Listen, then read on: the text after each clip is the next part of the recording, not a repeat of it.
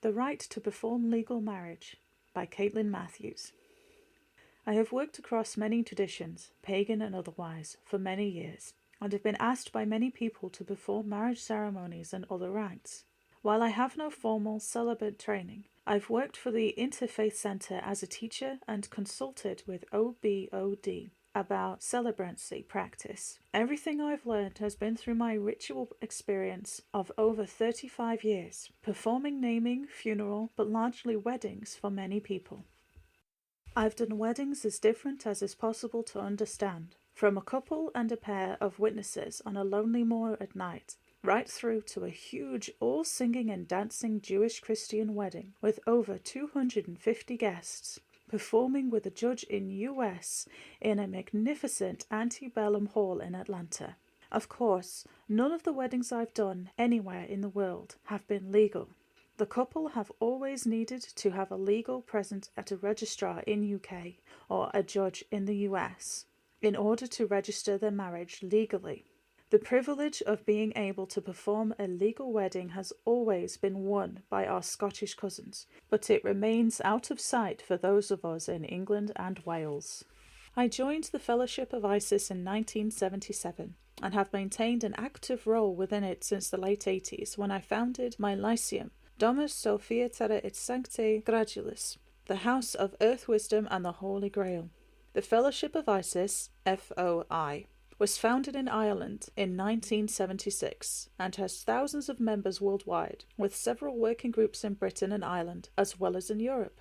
The FOI opens free memberships to anyone who venerates the divine feminine as goddess, while allowing them full rights to belong to whatever other faith or faiths they wish to. So while many of our members are pagan, many also belong to a variety of faiths. We are a truly interfaith crowd, which suits me down to the ground, as I work and worship where I am welcome, a fact that has allowed me to blend into all kinds of situations across traditions. At heart, I am an animist. Despite being a lifetime member of the Pagan Federation, I was largely ignorant of the Pagan Symposium until I saw a reference on Facebook and learned that they were involved in a consultation with the Law Commission about proposed changes to the Marriage Act. I inquired if there was a Fellowship of Isis representative and offered my services if I could in any way help us obtain the right to marry couples like other faiths. The right for our faith to be recognized and the power to act as one of the acknowledged spectrum of spiritualities in the UK has been close to my heart for many years. With Rufus Maychild and others, I hoped that we might obtain this recognition from the late 80s onwards with the Voyager Trust, a charity which looked after the dying, and of which I was a member, was summarily sacked by the charity's commissioner back in the 90s, in one of its periodic removals of surplus charities. In those days, the only recourse to fight this summary demotion was the High Court. If every pagan in the country had contributed to our fighting fund, we could have mounted a case and won recognition for all pagans by getting us put on the statute. Sadly, this did not happen. Like Amnesty International, we decided to continue our work as a non-charity under the auspices of a new title, the Guild of Soul Midwives. The problem is that none of our pagan faiths are covered by an Act of Parliament, such as Quakers and Catholics have. We remain non-entities on paper. We do not count as a faith minority. However, the Pagan Federation, over the years, has won the right to appoint pagan chaplains to prisons, with the cooperation of the Home Office, so there is an ipso facto recognition of paganism going on. Now there is a chance, if we band together, to set foot nearer that holy ground of recognition and obtain some of the rights that other faiths enjoy.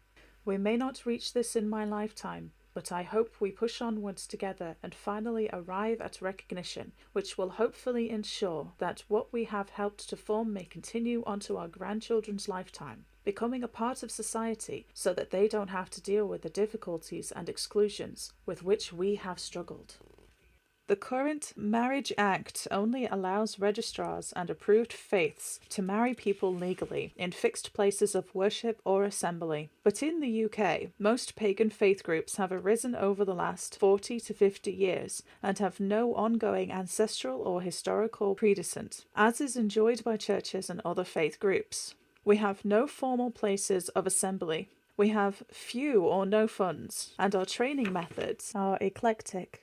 The FOI has no financial structure to support it, no paid administrative staff, all of whom serve voluntary. Most lyceums, esoms, and groves gather, like other faith groups, in the domestic home or outside and have no premises, with several notable exceptions in the US, where some groups have their own large temples and grounds.